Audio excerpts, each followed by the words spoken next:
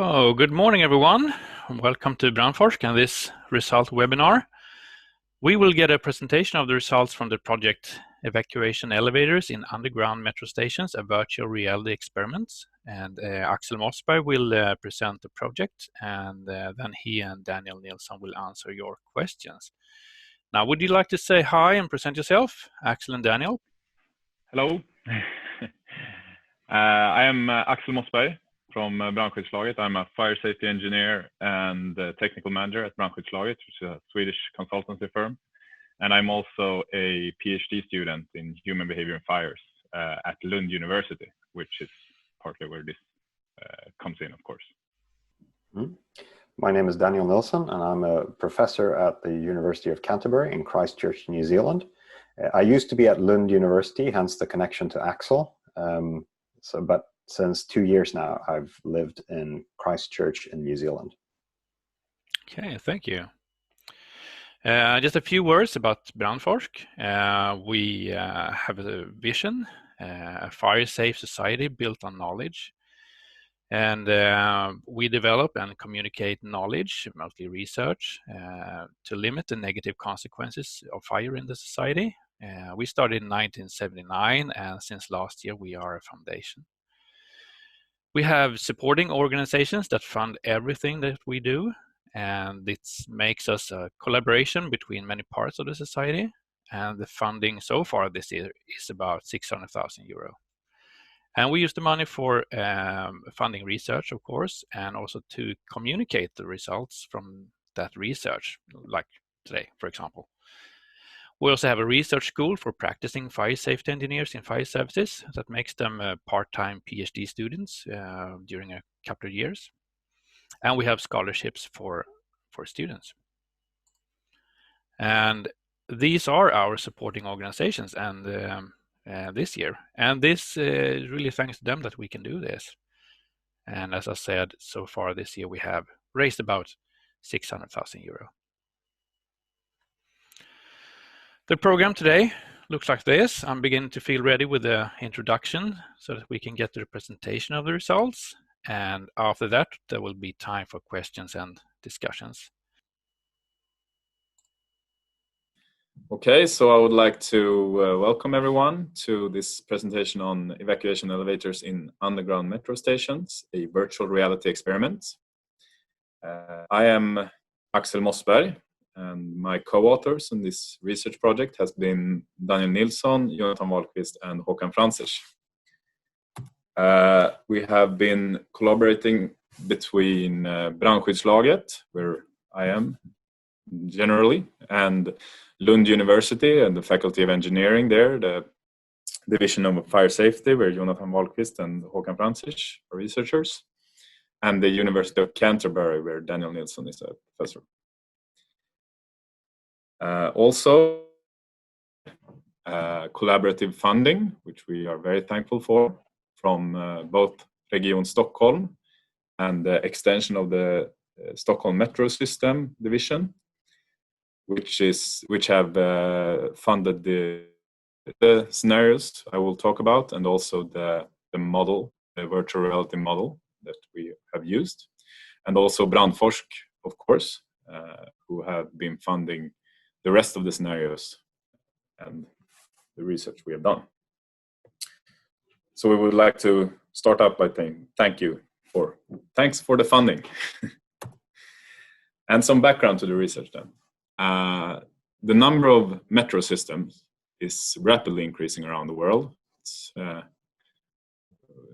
a development, as you can see here on the right, which we know now in these pandemic times. It's increasing very fast.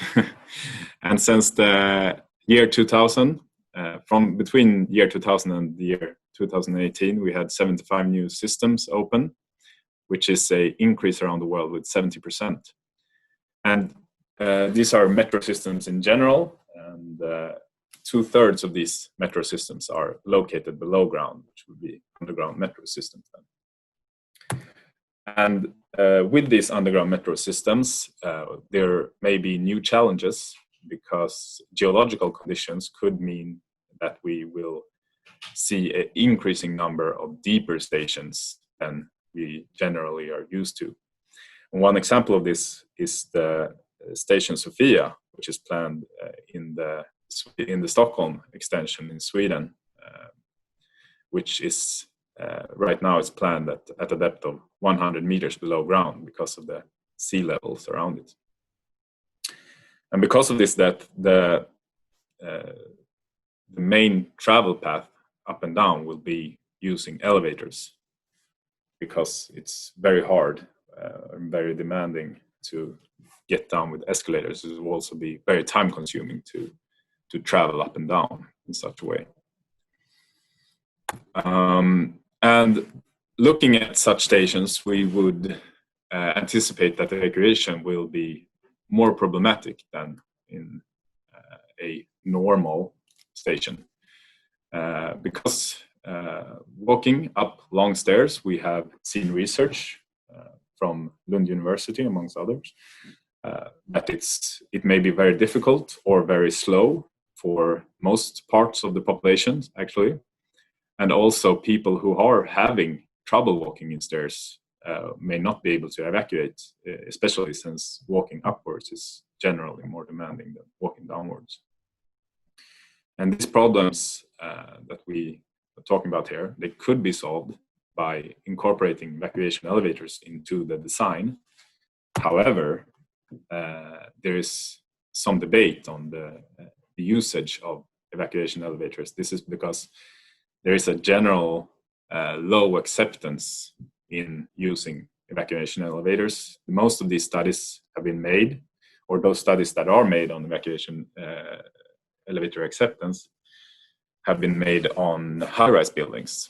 And a summary of a few questionnaire studies on the subject you can see on the right here, where elevator acceptance is plotted against floors above ground in the building, where you can see that the increase in floor number increases the elevator acceptance level generally. And the same is for accepted waiting times for elevators, which could be prominent in such a solution in underground metro station. We can generally see that in these studies, the accepted waiting times are very low, and most people will not accept more than a few minutes wait. Talking about underground metro stations, we have one study performed in a similar manner as these high-rise buildings in a questionnaire study made by Engstrand and Näslund in 2014. It was a master thesis at Division for Fire Safety at Lund University. And they showed that evacuation elevator acceptance was below 10% of the participants in that questionnaire study, and also that the accepted waiting times was below 2 minutes for 90% of the study population. So that's the only research on elevator evacuation on underground metro stations that we currently have. Also, or going to the objectives of this study, we aim to look at exit choice, that is stairs versus elevators in an underground metro station setting. We also aim to see if we could affect this exit choice using informational guidance measures. We also wanted to explore the accepted waiting times for elevator evacuations in such a setting. We also wanted, of course, to study if we could affect these waiting times by introducing a countdown timer above the elevator showing the projected waiting time. Also, we wanted to study if the movement simulation in virtual reality would affect willingness and waiting times for the elevator. And to do this, we used virtual reality. We had 134 participants, the split even between women and men, and the experiments were performed at Lund University in the virtual reality lab that they have there. The participants were students aged between 18 and 28 years with a mean of 21.1 years. We excluded fire engineering and risk students from the study because of the risk that they would recognize the researchers performing the experiment. And the reason that we didn't want them to recognize us was that we did unannounced evacuation experiments. We told the participants they were to participate in an information study and information design study, that they would be put in one of the planned new stations on the Stockholm extension, the subways of the underground metro, in one of the underground metro stations in the new extension of the Stockholm metro. And that they would walk around, just look for information that could be useful in such a setting, like when does the train arrives, what line are they on, and so on, so forth. And that then the researcher would ask them afterwards what information they perceived. And when they walked, then they were put into the model, and once they had walked around a bit for 30 to 60 seconds, we activated an evacuation alarm, and then they got to evacuate, and we studied what they did. The virtual environment was perceived through a head-mounted display, as you can see here on the side. The movement was through hand controls in most of the scenarios. But then one scenario was with cyber shoes, as you can see below here. It's a picture. It's a little shoe that you put on your foot, and then it has a wheel below it. I don't know if you can see it, but it's a little wheel below, where which controls movement back and forth. So rolling the wheel means moving back or forth in a walking pattern. And the participant got to sit or half sit, half stand on a chair, where they could roll the chair around and perform walking patterns with their foot to simulate their movement. In the other experiments, they use the hand controls, meaning that you move with your thumb. Pressing the thumb forward was moving forward, and so on. And after the experiments, we performed a questionnaire, or we asked the participants to answer a questionnaire after they had been debriefed and informed about the true purpose of the experiment, of course. And after they had answered the questionnaire, we also had an interview where we looked at the recording together with the participant, and they got to explain the way they felt or what they thought along the evacuation. So this is a floor plan of the virtual environment. The participant starting point is on the lower right there, as you can see. And then we had a normal platform. You could walk through a glass wall with the doors open, walking up to either using a stair or an escalator. There was also an elevator there, which we're going to talk about later, but you could walk up, then you got to a pathway, and that pathway led to the elevator lobby. Before you got to the pathway, you could choose to evacuate through a side door into a escape route leading to the evacuation staircase, and also that was possible from the elevator lobby using one of three doors. The small green dot here, dots that I hope you can see, are the markings where there was evacuation signage, and the small dots that are circled are those that were enforced in some of the scenarios with flashing green lights. I'm going to go more into that now, actually. And also we had 8 evacuation elevators that were accessible from the elevator lobby. And the scenarios we studied was the baseline scenario, as we call it, that had a basic guidance system, meaning that it was just pretty much evacuation signs above the evacuation routes, also above the elevators, of course, and above the stairs, but just normal evacuation signage, and a normal evacuation alarm. The evacuation alarm was spoken, but it did not include the information that the elevators could be used for evacuation. And then we had the enhanced scenario, where we had green flashing lights at some of the exit signs. The two you can see here in the pathway, namely.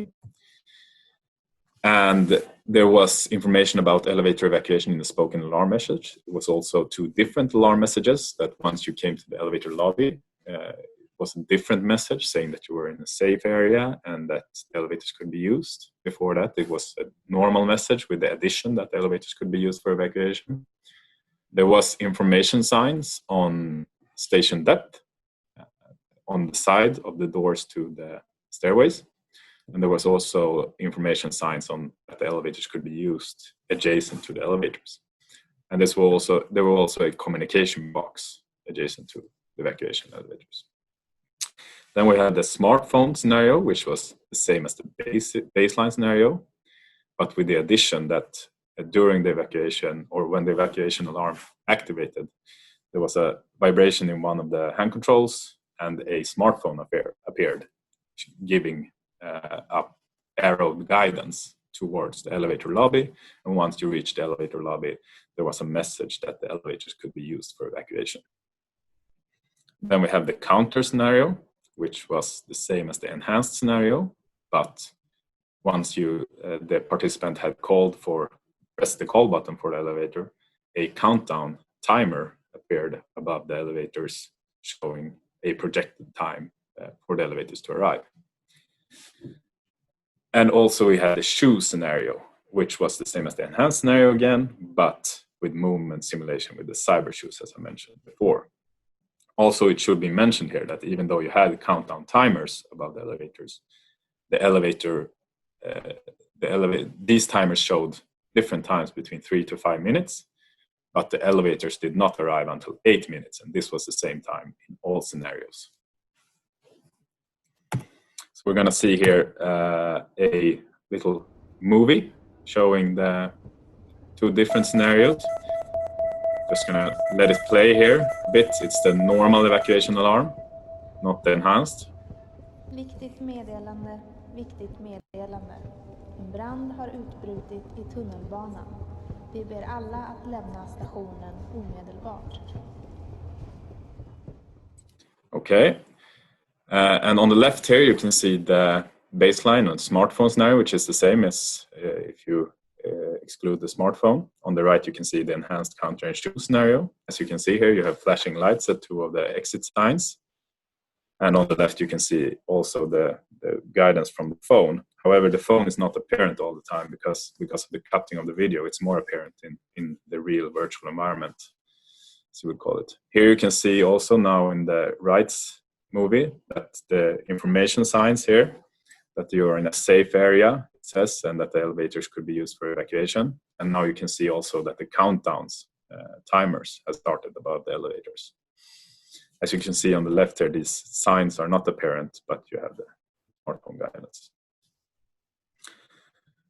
And also the blue sign there on the side of the stairway door on in the right movie.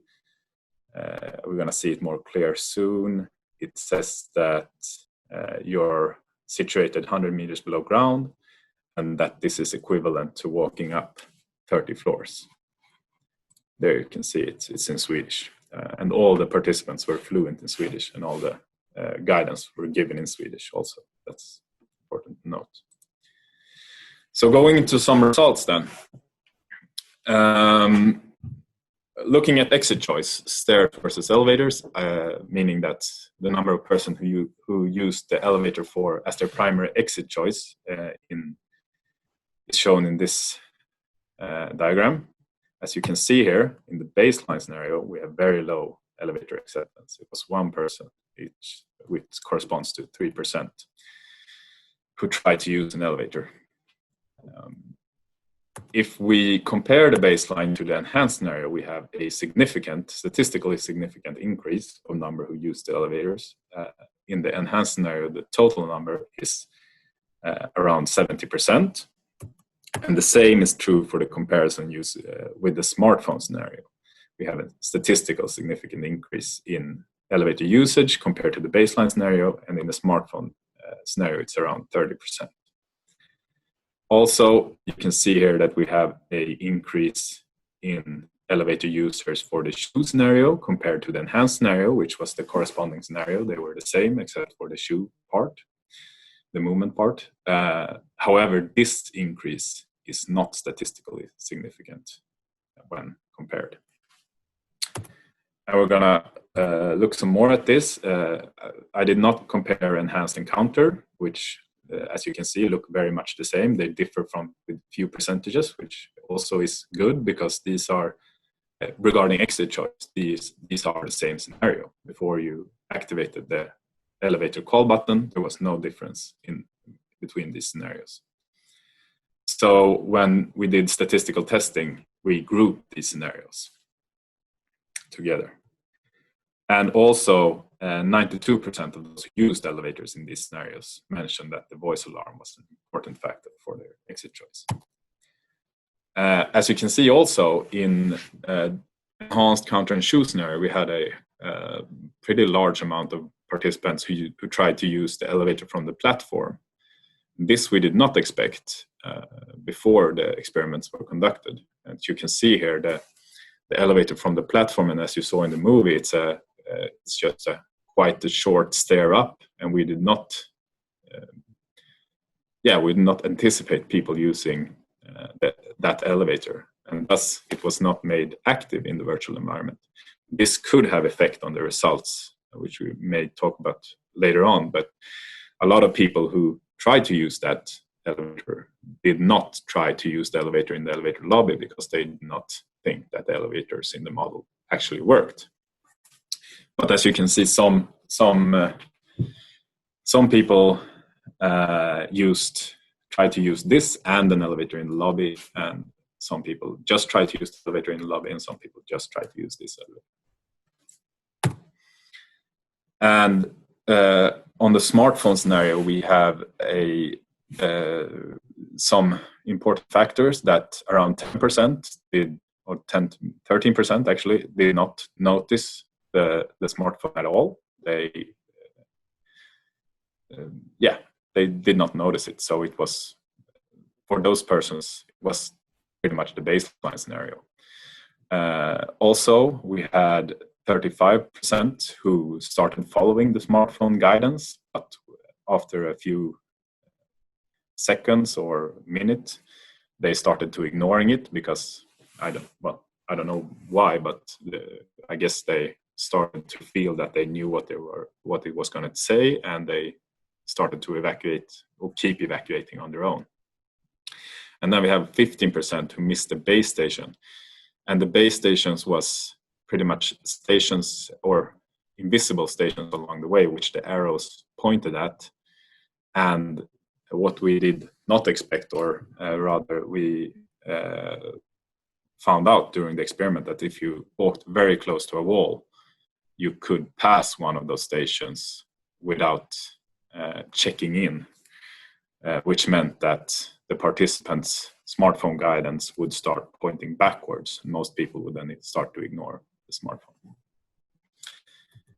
And talking about, this is just a table summarizing the pairwise comparisons we did on the statistical testing. I'm not going to say much about this, but as you can see, all the green numbers are where we had statistical significant difference. It's between all the scenarios actually, except between the shoe scenario and the enhanced encounter scenario, which are grouped, as I mentioned before. And also we did 6 different pairwise comparisons. As you can see here, we did a Bonferroni correction of the alpha number, which means that we reduced the alpha numbers to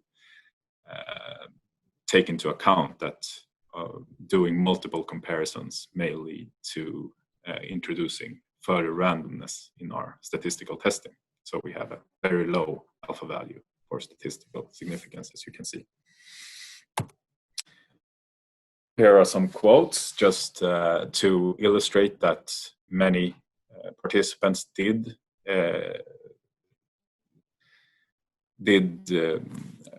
say or did expressed negative or hesitant feelings about the elevator usage, even if they used it.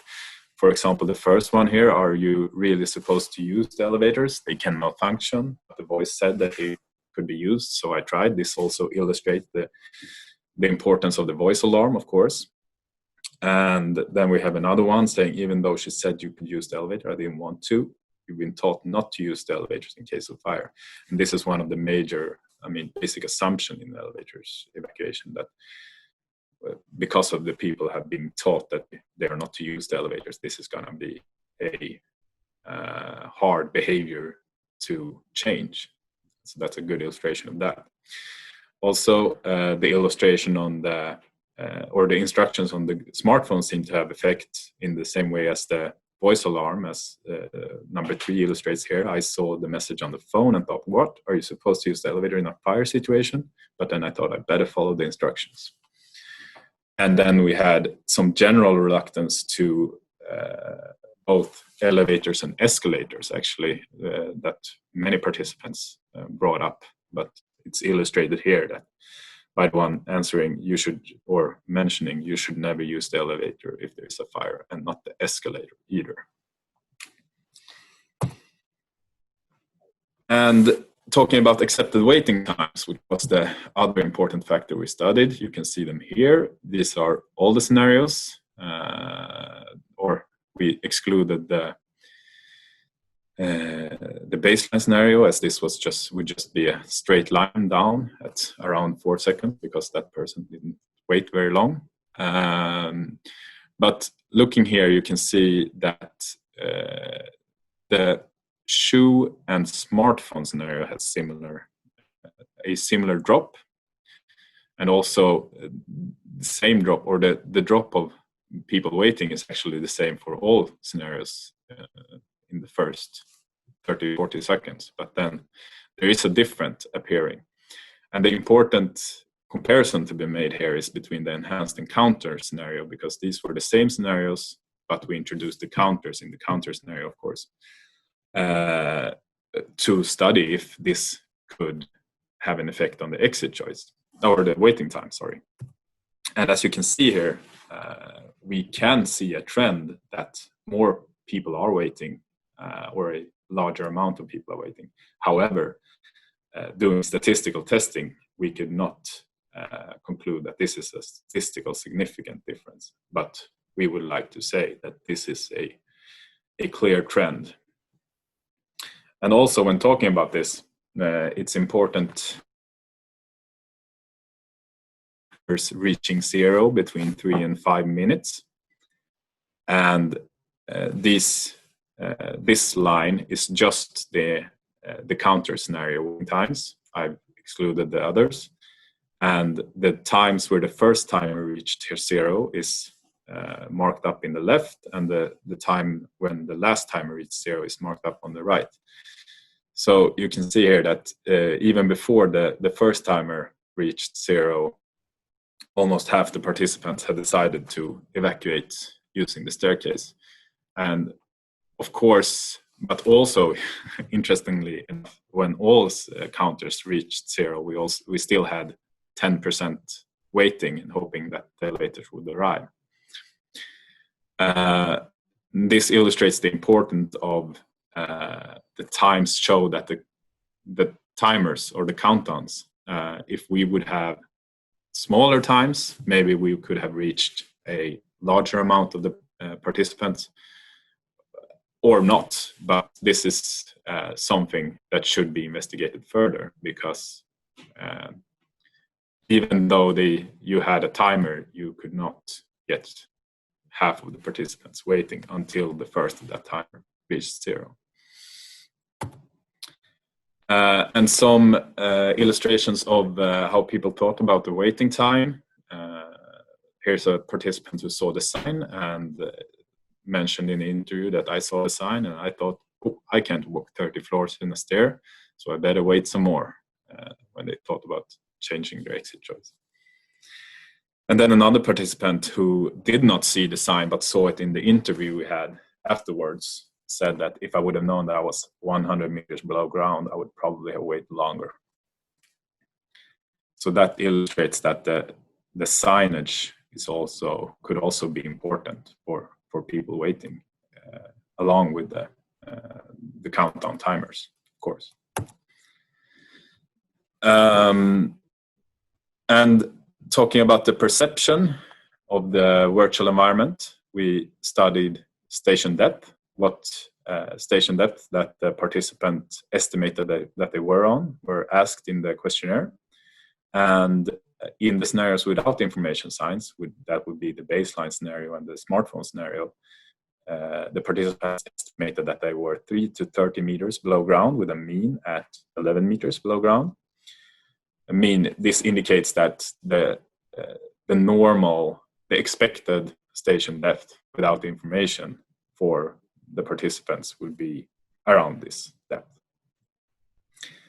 And meaning that participants in general would not expect to be at very large depth without getting information on it. In the scenarios where the information signs were apparent, which meaning enhanced, counter, and shoe scenario, the station depth was estimated to 300 to 600 meters with a mean of 65 meters.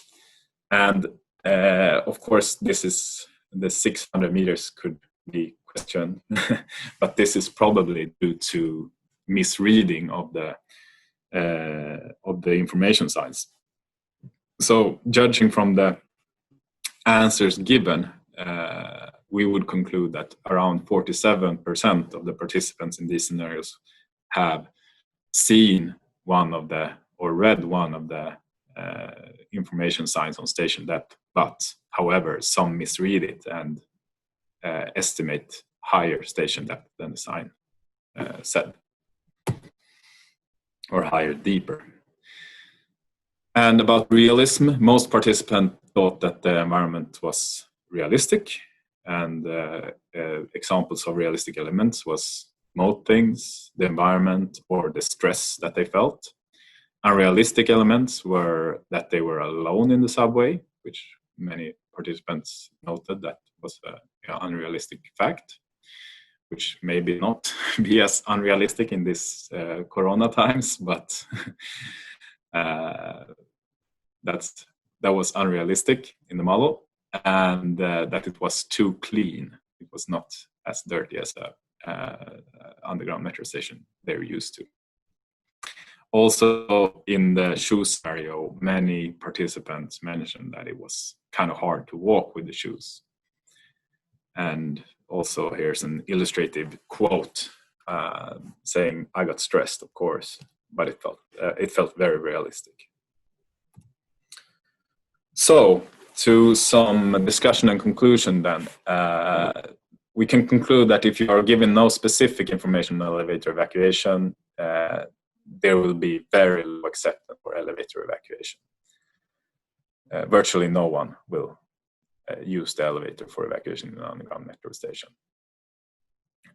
Also, this acceptance for elevator evacuation can be affected by information and guidance systems. We saw statistically significant differences between all scenarios, as I mentioned, except between the shoe and enhanced scenario, which I'm going to talk about more. Smartphone guidance is promising. We did get an increase in elevator acceptance, but we do need more testing, and we need further development. I mean, this is a virtual environment, and this is true for all the tests we did, that they were performed in a virtual environment, which has its benefits, but it also has its limitations, and you need to do further field testing, for example, on smartphone guidance, which is a new kind of guidance model to conclude if it works or not. But it shows promising results in this study. But you should also think about further development. We were speculating in that you could have notifications or vibrations from the phone when at important checkpoints along the way, which we did not have now, and then you could possibly get some of the people who started to ignore the smartphone to keep them engaged in it during their evacuation. Also, the voice alarms instructions was a very important factor. this could be especially be seen on the platform elevator usage, because before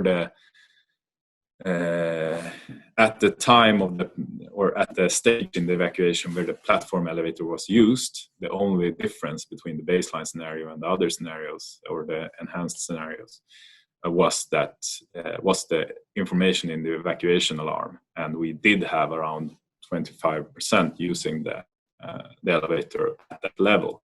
This is only at that stage explainable by the voice alarm, information in the voice alarm. And that was unexpected, as I mentioned, when we were there, and this highlights the fact that this sort of testing, when introducing new evacuation system and trying out different evacuation designs, it's very important to do some sort of laboratory or field testing, both actually, and to follow a systematic approach and testing out the systems that you design, or that you include in your design, because even as designer you may have unexpected effects of the systems you include. And then also counters above the elevators can probably increase the accepted waiting times. This is not statistically significant, as I mentioned, but we believe that we can see a trend in increase of accepted waiting times using counters above the elevators. And some limitations, the demographics and familiarity of the environment, of course, influence the results. These were all students, young students, and people who were able to, without trouble, walking in stairs generally, and they were not familiar with the environment. So you could say that this is some sort of worst case for the population that could be on the subway, because, or at least for elevator acceptance level, because they are able to walk the stairs easily, and they are not familiar with the normal entrance and exit route, if that were the elevator as it was in this station. And of course, if you would have people who normally use this underground metro station and every day take the elevator up and down, you would probably have a different result on the evacuation because of their familiarity. Also, the experiments were performed individually, and social influence is one of the factors that we know are highly likely to affect exit choice, and also previous research has shown that it could affect also waiting times for elevators. However, when testing out this sort of systems, it's important to start out by doing individual experiments, because if we can't see differences, or if we can't see that the system is successful on an individual level, it's very unlikely that we will see that it's successful at a group level. And also, doing group trials, we introduce a confounding factor, meaning that we do not know why certain people would do services, because it may be because of some sort of group behavior. And also, of course, virtual reality is a limited way of doing research. There is, you do not perform work, for example, when walking and stuff like that. But now we did try these shoes, but still there's differences between doing stuff in virtual reality and real reality. But there are previous research showing quite good agreement to field experiments in this sort of environment, actually. And also, I should mention that these are, as we did comparative analysis, we compare different systems pairwise to each other.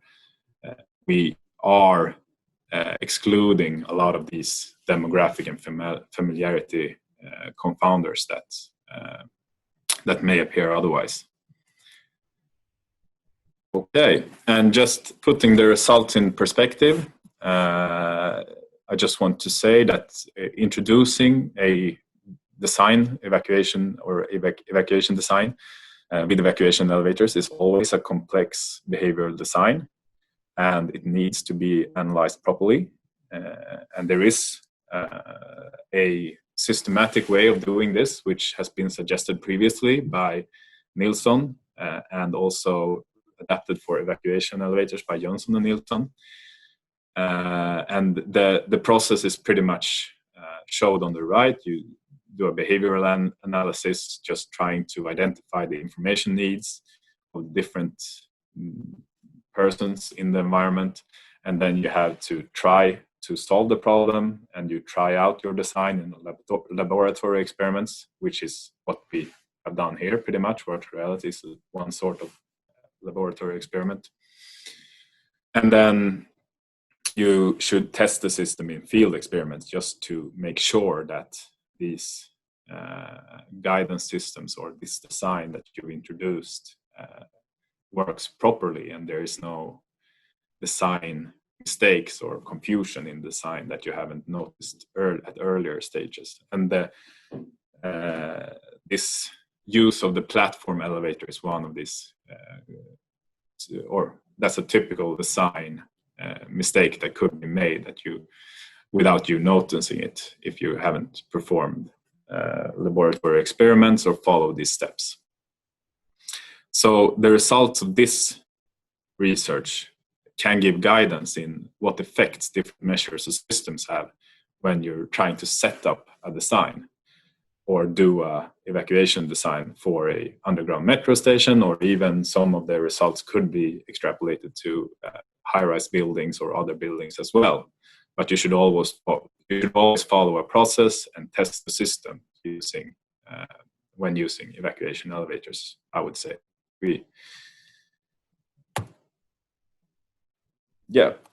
And some future research areas. Of course, the effects of affiliation and social influence on the exit choice and waiting times in this sort of environment would be very, very interesting to study.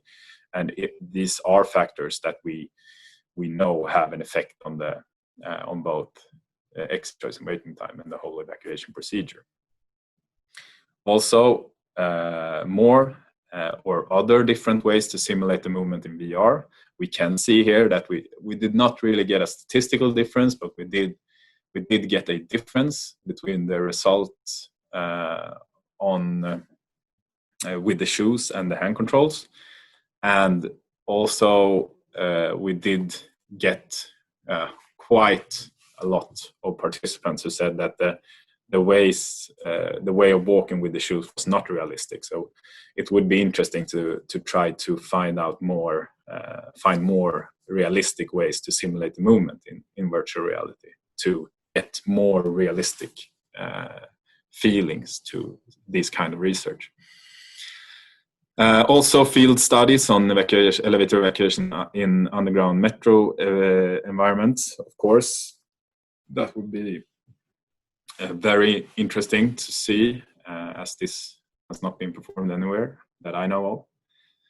And also, if the accepted waiting time differs a lot, if we assess different times to the countdowns that we introduced above the elevators. Do we get more people to wait if we have smaller times, or do we get and so on? Yeah, and with that, I would just like to say thank you to all the participants who were part of this study. I would like to say thank you to the reference group, who gave a lot of interesting opinions and comments along the way. I would also like to say an extra thank you to Victor Arosenius and Eric Gard, who helped out with the experiments and performed some of them.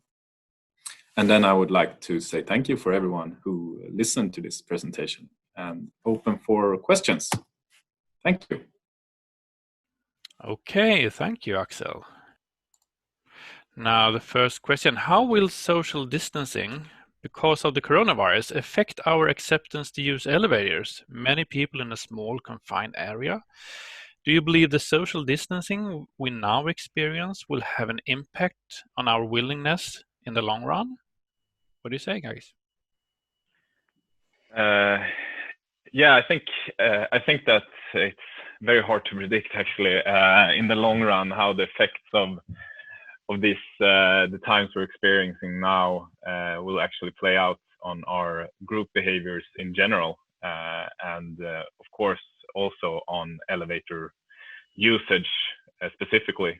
I think it's a very good and relevant question, which we will have to see. I mean, at these times, of course, it's affecting what exit choice you would do probably, or what regular choice you would do. But we're not sure how it would affect an evacuation situation or stuff like that. This is something we have to investigate further on, I would say. I could add to that as well, Axel. The only thing I have to add is some anecdotal evidence, I would say, since I'm in a group here in New Zealand with evacuation consultants, and they've studied evacuations during the corona pandemic. So they've seen how people behave mainly in stores that were unintentionally evacuated. And what they've seen is that people don't, when the alarm goes off, they don't seem to care as much about the physical distancing. So they still sort of go to the exits and they're not as careful to keep the distance. At the same time, we do know that culture is one aspect that makes people keep a longer distance between each other. So for example, in Asian countries, they do tend to stand closer together than they do in North America, for example. Part of it is due to just the height of people. So the shorter you are, the closer you actually stand. You can see this with children. They actually stand very, very close. And it has to do with height, but part of it is also culture. The question is if we do the physical distancing to other people long enough to actually change our culture and how we interact. So it depends on that, and it's hard to say. We don't know how long this pandemic will go on for and how long we will have restrictions, but it's definitely an interesting research topic. But as of now, being in lockdown for only about a month in New Zealand, they weren't able to see any difference really. People were still crowding at the exits. Right. So it's one crisis at a time, when you. Yes, we'll see afterwards to see how it changes our perception of closeness. Yeah. Oh, thank you. And here's another one, maybe correlating with how many people using the subways at this moment is suggested. Of course, yeah, as you mentioned, also during the presentation, Axel, right now we have much less density in the subway system, at least in Stockholm. So there may be a natural correlation. Yeah, I would say, I mean, of course, at the current state in the Stockholm subway system or any subway system, I would guess is that the capacity is not used, and in an evacuation situation, I would guess you have a huge overcapacity in your evacuation routes as of right now, if this would go on. Yeah. But I guess some way along the line, we have to get somewhere normal, I guess. Yeah, hopefully, yes. I was wondering, in this model that you have that you've made and used, would it be possible to have several participants in the same model at the same time, and that they actually can experience each other? And would it be possible to study their social interaction, for example? You want to go, Daniel, or should I? Well, I can start. It is possible to do multiplayer games. It's still relatively limited, so you can't do several hundred people playing at the same time. But you can definitely do multiplayer games. But I think what is more important is perhaps exploring, since you can put avatars in, so you can put artificial agents in.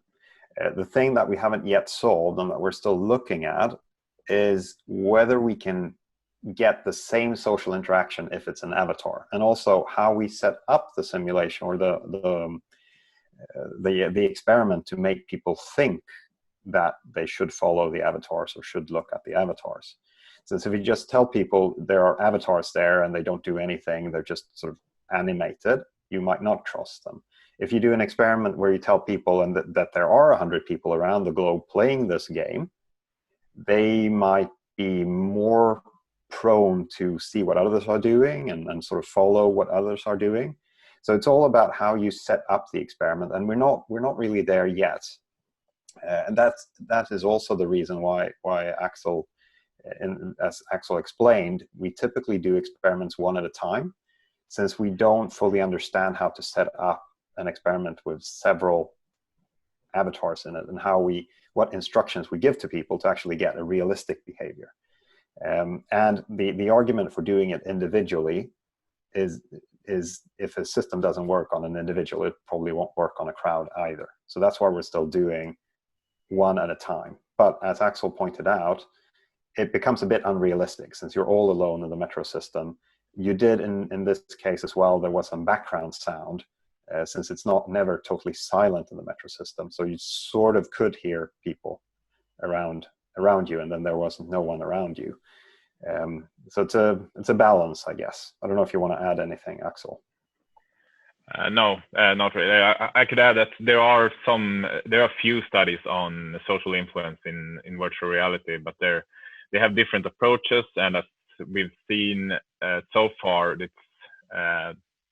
it's difficult, as Daniel has mentioned. But there are different ways that they've tried out, having different people in, or mentioning that it's avatars, mentioning that it's a previous recording of a person who did the same experiment, stuff like that you could use.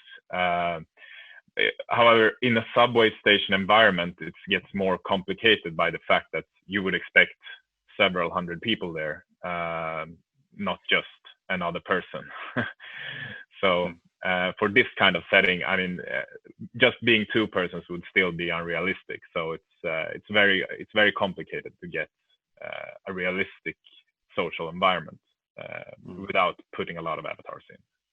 Yeah, right. And adding to what Axel says as well, it is the way to go, though. I mean, we've been playing with the thought of how do we add avatars in a realistic way so that we, in the end, can do a simulation of social influence, basically. But it's just that we can't just introduce avatars and think it's realistic. We have to do it in steps to understand how to introduce it, what instructions to give people. And that work is ongoing in several research projects at the moment. Oh, thank you. We have another question here. How would the player be influenced of avatars or other players? 50% choosing elevator and 50% choosing stairs. What would be the most common choice of outcome from the player, you think? Yeah, that's of course very hard to predict. We do know that there is a strong social influence factor in the fact that you follow other people. So it may depend on whether the person you decided to follow chooses stairs or elevator, and that was what I mentioned in the presentation, is a confounding factor. We cannot, as soon as we start introducing a lot of avatars doing different choices, or other people doing different choices, we will have a harder time explaining the individual choice of the player we're studying, because it may just be that they're following one of our avatars, and it may be random what avatar they're following. However, there are also a study from, I think it's the University of Greenwich in 2011 or 2010 or something like that, that looked at evacuation elevators from high-rise buildings, where they had, it's a questionnaire study, but they had different densities of elevator lobby usage. So they showed different images of people in the elevator lobby. And then they asked if this would, if the person asked would still use the elevator. And they found that there is also a factor on how many people that are in the elevator lobby will affect the willingness to wait and the willingness to use the elevator. So a very crowded elevator lobby could have a negative effect on your elevator choice. Yes, as maybe a completely empty elevator lobby. Yeah, exactly. I guess. It's if everyone would take the elevators, of course you would have the double fact that you would be indicated to use it because of the group using it. However, you would not want to use it because it's a lot of other people in line. So it's hard to know what factor is affecting your choice mainly. And what we've seen from other experiments, and I'm referring mainly to tunnel evacuations that have been done in the past, is that it's usually the first couple of people who make the decision and sort of are the, I don't dare say leaders, but the ones who make the decision first. For them, the signage, flashing lights, whatever system you use is actually quite important. The majority of people in an incident, they actually just follow other people. And we've seen this over and over again, that person walked out there, so I follow them. And what we're trying to achieve with these individual experiments is to get a powerful enough combination of evacuation systems to get that first couple of people. And then the rest will be solved by social influence. And hence we do it on an individual basis initially. Another note as well on the social influence. So social influence often is characterized as two types of influence. So we have the informational social influence. This is looking at other people and seeing what they're doing, hence understanding the situation based on their behavior. That I think we can model quite accurately in VR now. We can have artificial agents. You see how they act and you understand the situation. You can follow them. What we're still struggling with is what is called normative social influence. And this is people's fear of looking stupid, doing the wrong thing. Since what you lose to some extent in VR is the social responsibility. And we've seen this in other studies as well. People acting sometimes antisocial and sometimes not as social as they would in a real situation. And the reason we act sort of responsibly and we do the things we do is typically the fear of doing something wrong. And we see this also on sort of Facebook and cyberbullying, that if you're anonymous, you act in a certain way and you can insult people without feeling bad about it. And it's sort of the same for VR. And that's what the challenge right now is. How do we get the normative social influence in VR? And that's what we talked about before, telling people that the artificial agent is actually a real person. We even played with the idea of having them say hello to a person who we tell them goes into another VR lab, and then being told that they're going to meet that person afterwards as well, which would be a way of sort of creating that social responsibility and hence getting the normative social influence. Right, thank you. And here's another question. At what height would people prefer stairs before elevators, do you think?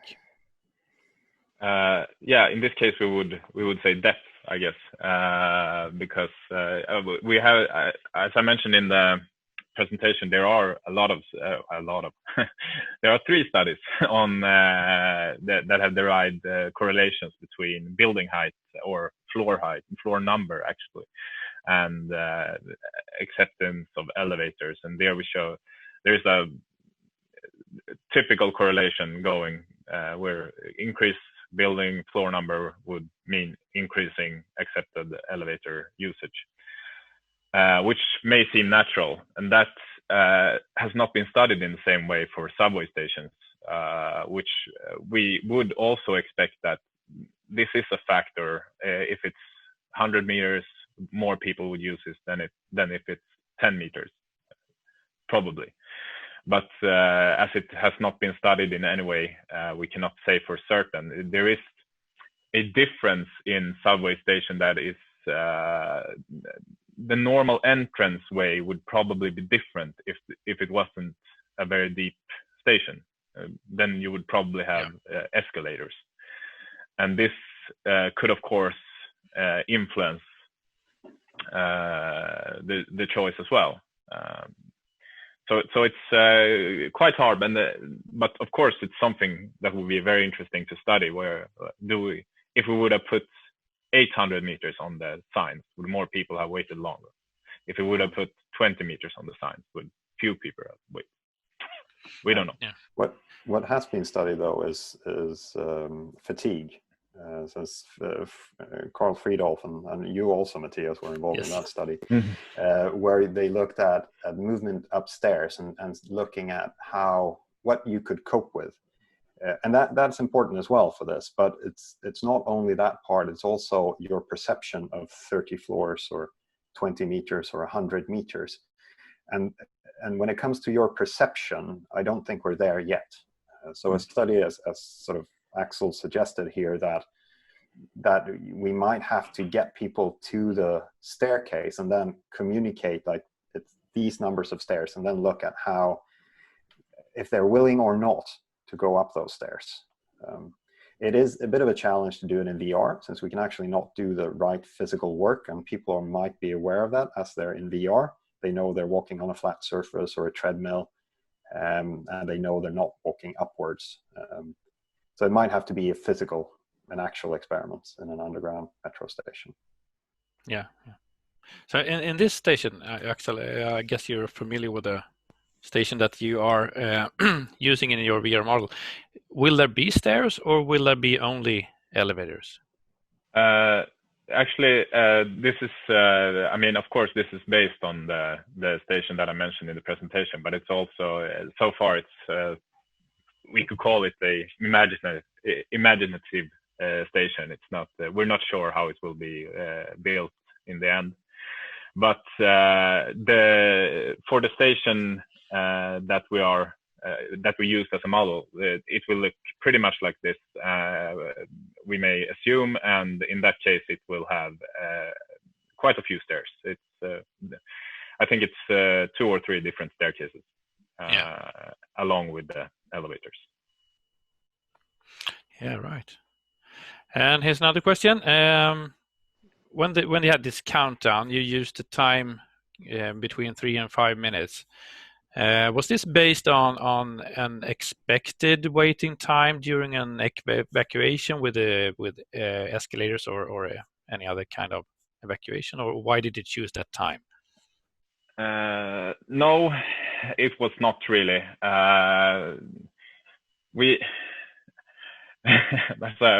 That's a good question. Actually, the expected thing, especially if you're alone in this station, is that when you come up to the elevator lobby, there's always a elevator waiting there with its doors open. So probably there won't be, in this certain situation, there would probably not be a waiting time at all. However, if we would have done that, we would not be able to study waiting times. No. So we choose 8 minutes for the elevators to come, which no one waited in any experiments, by the way, but that was just chosen to be a time where we thought this is going to be challenging to get people to wait. And then the times for the timer, a round trip of these elevators for the model station, as I mentioned, we cannot compare really to a real station. I think the round time going up and going down is about 1.5 minutes or something like that. So even in the worst case scenario, all elevators just left the station. This is quite some quite high times, 3 to 5 minutes. And that, of course, could affect, as I mentioned, this could affect the number of people who accepted the wait. If you press the button and see that, oh, it's 3 minutes, I can do 30 floors in 3 minutes, and then you don't wait, so you go and take the stairs instead. So it would be interesting to look at what would have happened if we have had 1 minute or 2 minutes, or how many would we catch, so to speak. Now we got 50% to wait until the first timer reached 0. Would we be able to get 80% or something like that, having a shorter time? However, these times, 3 to 5 minutes, were short. They were chosen quite arbitrary. There was not based on very much, except that most people had answered this questionnaire saying that we would not want to wait more than 2 minutes. So that was something we had in mind, but not more than that. And also past studies, there's sort of a point at which most people decide not to use the elevators, and that's around 5 minutes. So if you don't get any instructions, very few wait more than 5 minutes. And then those who wait for a long time or wait more than 5 minutes, they're usually willing to wait quite a long time. Okay. So it's sort of up to 5 minutes. And I guess our argument as well was sort of, well, let's try something a bit less than 5 minutes. But as Axel said, we can only test one time. It would be really nice to do a whole series, and then you would get an idea of how it influences the willingness to use the elevators.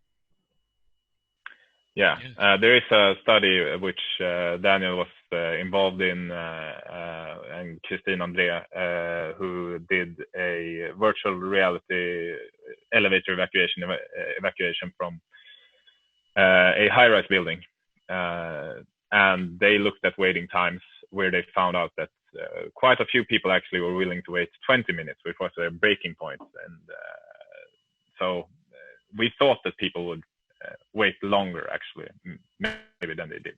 But... Right, thank you. Now, here's a new question. If we have a crowded situation, a lot of people, how have you been thinking about how to prevent people to get stuck in the elevator? Maybe the door's not closing, and so that the elevator can't leave the station. Have you been thinking about that? Yeah. There is actually a study, a quite new study, I think it's from last year, in China, where they looked at overcrowding of elevators and how competing behaviors could lead to. I mean, they also were in a high-rise building, or a 10th floor, I think, and they had a lot of students, and they said first down gets 100 crowns or something like that. So everyone ran to the elevator and tried to get in, and they measured how many would get in when they have competing interests. Otherwise, and they found out that people cram up, but as soon as the doors don't close, some people get off quite willingly. And I mean, that's, of course, you could argue that that's different from an evacuation situation in quite a few ways, but it is hard to predict this stuff, and we don't have a lot of data on it, and it's hard to test this stuff also.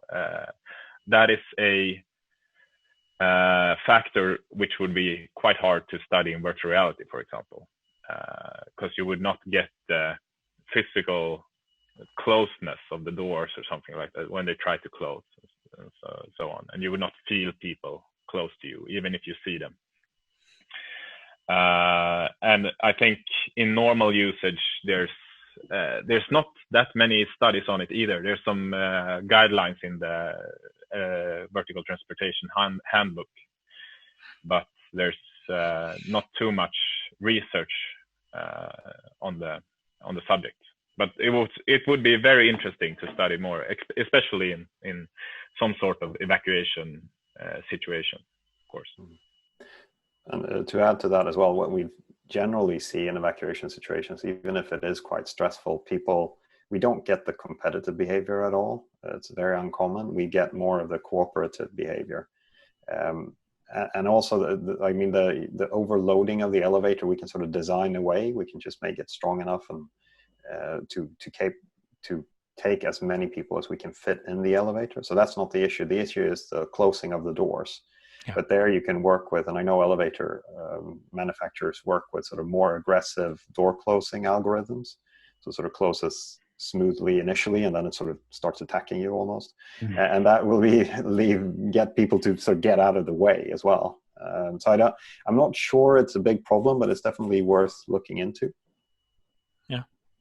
When into behavior, do you think commuters, because this will mainly be commuters using the system, do you think they have a number of special factors in their behavior during a normal situation and evacuation situation?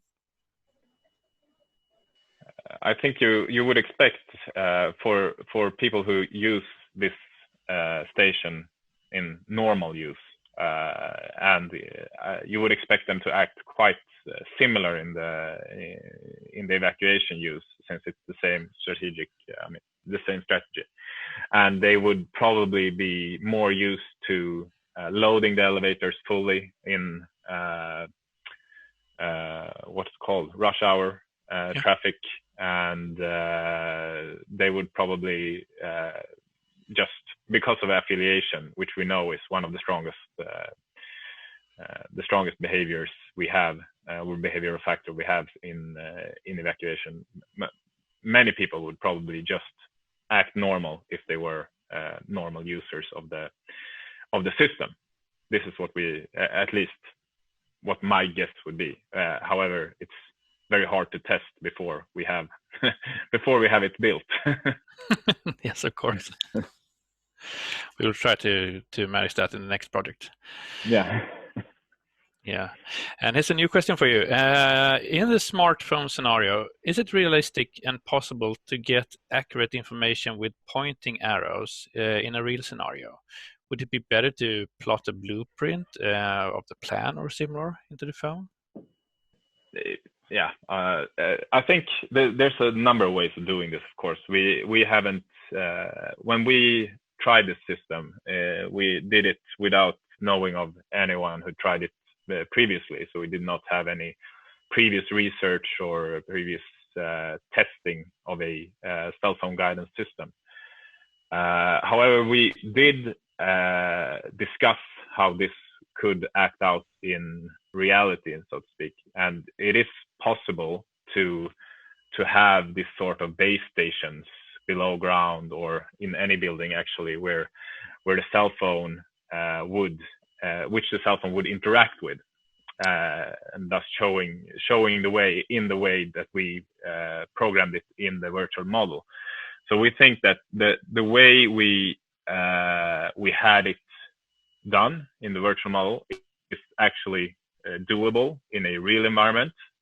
However, it is complicated. And I think, of course, we could, in this case, we just had an arrow pointing the way and a little message saying different things at different times of the evacuation. You could, of course, think of other ways of doing this, maybe introducing a blueprint. What we have to be aware of here is that most people are not used to read blueprints, even though we as engineers are very, very used to blueprints. Most people are probably not. So that's, I mean, introducing this sort of systems. I would say that we have to try different stuff because we don't know what works best, but we have to. All systems need to be tried to ensure that they work. Right. Yeah. And at least location is relatively straightforward to get. So as Axel says, it basically requires 3 base stations, so Wi-Fi base stations. And as long as you have Wi-Fi connected on your phone, you don't even have to be connected to the network. It just bounces signals off your phone. And then by measuring the time it takes for the signal to bounce to your phone and back, from 3 different base stations, you can pinpoint the person relatively accurately. Then the guidance system is a bit trickier, like where the arrows should point. But we do have, even if we're in a, let's say we're even in a Faraday cage where we don't have a compass, for example, there are ways of looking at where the direction of movement and accelerometers in your phone. So there are ways of extrapolating. You might get a bit of drift, but it should be technically possible. Yeah, I can imagine that we have a Brandforsk project going on positioning people with the Wi-Fi and their phones. And we have time for one more question. It's about smoke and the visual situation. And if you have visual fire or smoke, you did not have that in your model. But if you would add that, do you think what would happen? Would that influence the result a lot? Yeah, it would probably influence the results. I mean, it's again, this is a factor which you have to have caution about how you introduce, because it's highly likely that the smoke would affect in some way. In exactly what way, we're not really sure, but It depends, of course, on where are the smoke coming from, in which area is it. If it was just smoke from a train, would you still remember it when you were up in the lobby? If it was smoke in the lobby, of course, you would want to evacuate from that lobby, probably more prone to you not wait for the elevator in a smoke-filled environment. So there's stuff like smoke and social influence and stuff like that. We know it's important factors, but they're highly random in reality, and they're very hard to predict the effects of.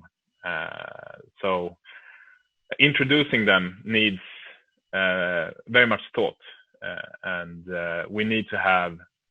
It would be interesting looking at a smoke filling experiment now, because we know how people act when there's not smoke. But then we would also want to look at different smoke locations and stuff like that, as mentioned, because this may have an effect. And as Axel says as well, and linked to previous research as well, people have a tendency to be relatively stubborn.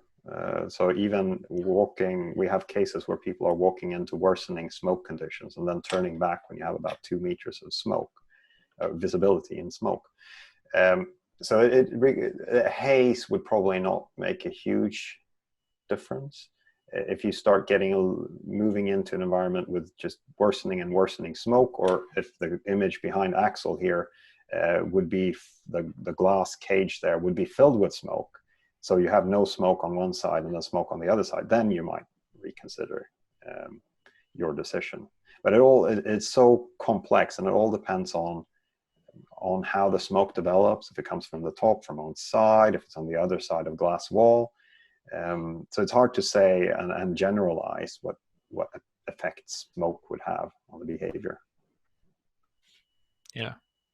Well, my reflection when reading different reports is also that different people react to different things. 20%, 30% maybe react to a fire alarm, but then a number of people will not, and so forth. And some of them will maybe react quite early on smoke, and some of them will do it quite late. So it's probably not a single answer to this question.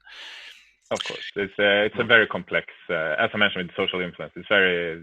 You will have to probably run quite a number of experiments with smoke or with different number of people and stuff like that to be able to say anything.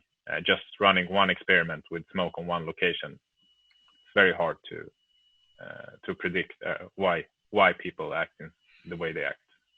Yes. We have a question about how to make the elevator. Do you think that you should just disconnect all the normal safety systems in an elevator like this, overload, for example, or the door? Yeah, this is a technical question, which is not really related to this. There's a lot of things you could imagine doing with the technical side of things, and the benefit of working with the technical side is that you don't have to research the behavior of people, because the technical stuff just works the way you want it. However, I would expect that you don't